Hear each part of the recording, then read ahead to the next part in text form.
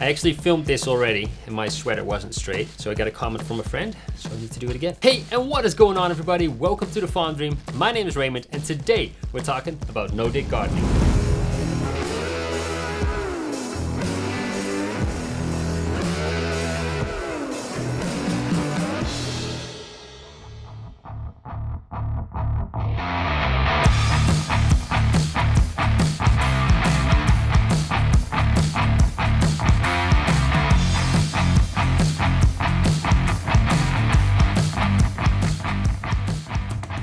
So today we're talking about no-dig gardening, and I'm in the shade of my corn right now because it's way too hot to be outside, but I wanted to talk to you anyway because no-dig gardening, to me at least, is the only way forward. Let's say you're starting out a new garden this year and you are looking into how to start it. We could just start tilling the land like we've been doing for years and working in that compost into the soil by grabbing a shovel and just going at it, but that's a lot of labor and it's also affecting your soil in the wrong way.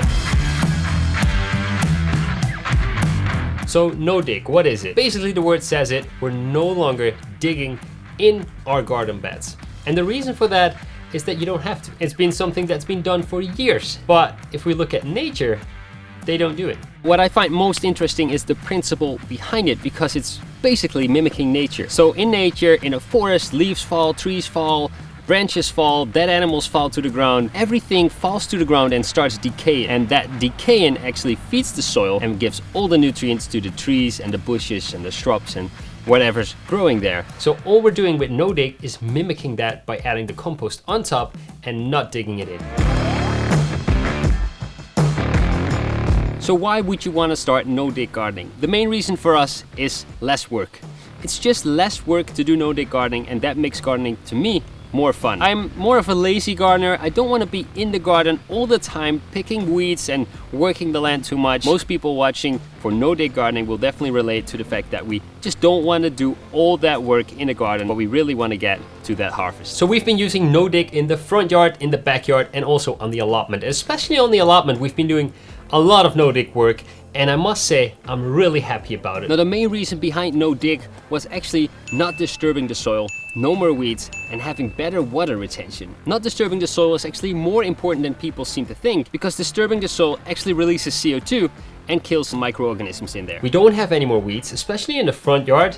No more weeds whatsoever. We just completely erased all the weeds, and that piece of land was filled with it. Now, we used horse manure in the garden beds on the allotment. That also meant that it was actually really good at holding moisture. I've tested it out and I haven't watered for 2 months. 2 months I haven't watered any of my vegetables, and they're still alive. And they're actually doing really well. Now, the big advantage to use no-dig gardening is that we no longer have to till the land, and that saves us a lot of labor. Tilling the land, working in the compost is usually something we want a machine to do because it's just too heavy to do ourselves. It's a traditional way of doing home-style gardening, but we no longer have to. And actually, digging in compost is less effective than just putting it on top. Plants take up nutrients with their roots, and the way they do this is by drinking the water. Now, I'm personally always watering from above, so when water hits the soil, it takes the nutrients from the compost that's on top and takes it down to the roots, and that's why you don't need to dig in your compost. Now, to show you how to make a no-dig garden bed, we're gonna start here on the allotment. We start out with a cardboard layer at the bottom. The layer of cardboard is there to make sure that everything underneath dies. Well, not everything. Perennial weeds, they are gonna come through. No matter what you try, they will poke through. But the grass and the annual weeds, they will stay underneath and die off. And because they die, they will actually feed your soil afterwards. So that's actually a really great method to do. Now, the perennial weeds, well, you have to go down and really dig those up as much as you can when they emerge again. But if you just keep on pulling like we're doing on the allotment, they will die over time. We're using a cardboard roll here. You really don't have to. You can also just grab up some normal cardboard boxes. Just make sure they're clean, no plastics and no print on there. If you go to your local grocery store, they will definitely have some. We actually built a lot of the beds here on the allotment using just that. They have plenty and they always give it away for free. A few days ago, Nicole and I started cleaning out the shed, and it's a shed that's actually built by Nicole's grandfather. Sadly, he's no longer with us anymore, but we pretty much owe this allotment to him. But we found this knife. I'm pretty sure it's his. It's kind of a butcher's knife, so he probably did some butchering with this. Not really my style, but definitely gonna try and cut some cardboard with it today. We'll clean this up and in a few videos definitely show you what we can make of this. But let's see if it still cuts.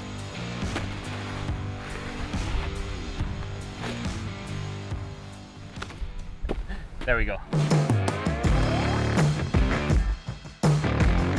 When the cardboard layer is on, we can start adding our compost. Now, how much compost do you add? For the first year, we're gonna add about 15 centimeters of compost. And I know this is a lot, but this is really to build the bed. Everything will sink down. It will actually only leave about 10 centimeters. So it's really good to start high, so let it sink a little bit and get that 10 centimeters at the end of the year.